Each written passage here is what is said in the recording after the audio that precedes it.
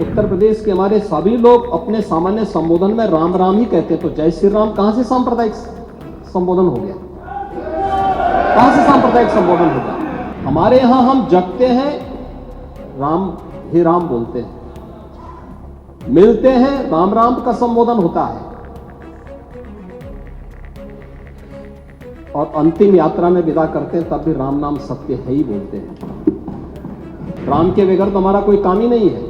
वहां का पठान, वहां का शेख सब कह रहे साहब हमारे पूर्वज तो हिंदू थे, और आप भी, आपके पूर्वज भी हिंदू थे। क्या ये सच नहीं है?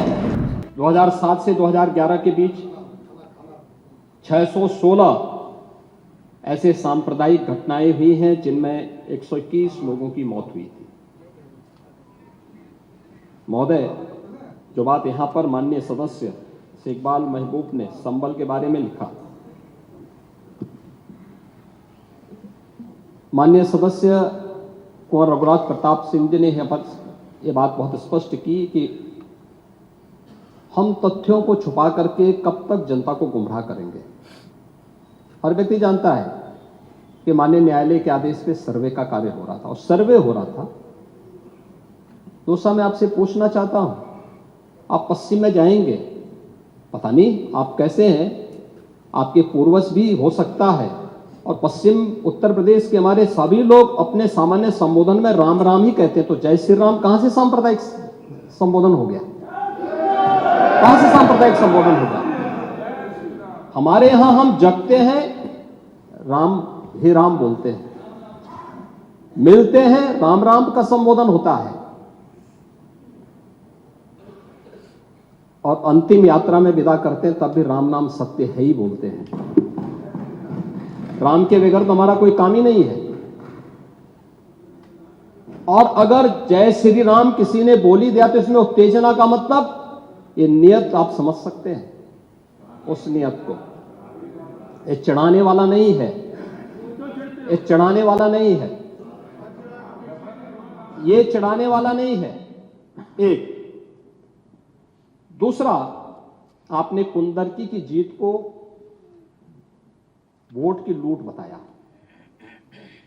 आप एक सदस्य का अपमान कर रहे हैं। आपके सदस्य की तो जमानत जब्त हो गई वहां पे। और क्या ये सच नहीं है?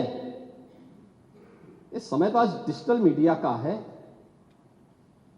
वहां का पठान, वहां का शेख सब कह रहे साहब हमारे पूर्वज तो हिंदू थे, और आप भी, आपके पूर्वज भी हिंदू थे। क्या ये सच नहीं है? और क्या ये सच नहीं है कि देशी और विदेशी मुसलमानों की आपसी भिड़ंत है जो वर्चस्व की लड़ाई को लेकर के वहां चल रहा है? आप लोग सच पे पर्दा डालने का प्रयास कर रहे हैं, लेकिन एक चीज नोट करना कि सूर्य को, चांद को और सत्य को बहुत देर तक छुपा कोई नहीं सकता है, और सत्य जरूर सामने आएगा। और उसी सत्य के बारे में कहा जा रहा है। नेता प्रतिपक्ष कह रहे थे कि वहां की स्थिति ऐसी है कि अगर मंदिर आ भी जाएगा, मंदिर बन जाएगा। मैं कहता हूं, ये तो बाबरनामा भी कहता है कि हर मंदिर को तोड़ करके एक ढांचा खड़ा किया गया। आप तो एक श्रेष्ठ ब्राह्मण कुल में आपने जन्म लिया है। आप तो भारत के पुराणों की परंपरा पर विश्वास करते हैं। हमारा पुराण भी इस बात को कहता है कि भगवान विष्णु, श्री हरि विष्णु का 10वां अवतार संबल में ही होगा, उसी संबल में होगा।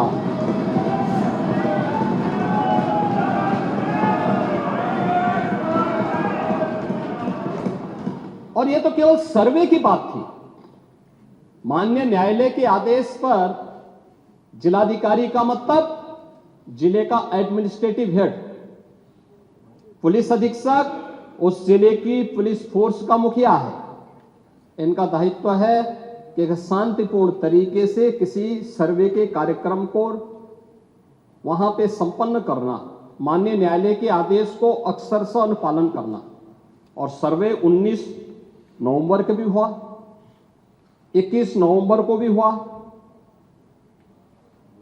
24 नवंबर को भी सर्वे का कार्य चल रहा था। क्या ये संभव है? नहीं, 21 को संपन्न नहीं हुआ था।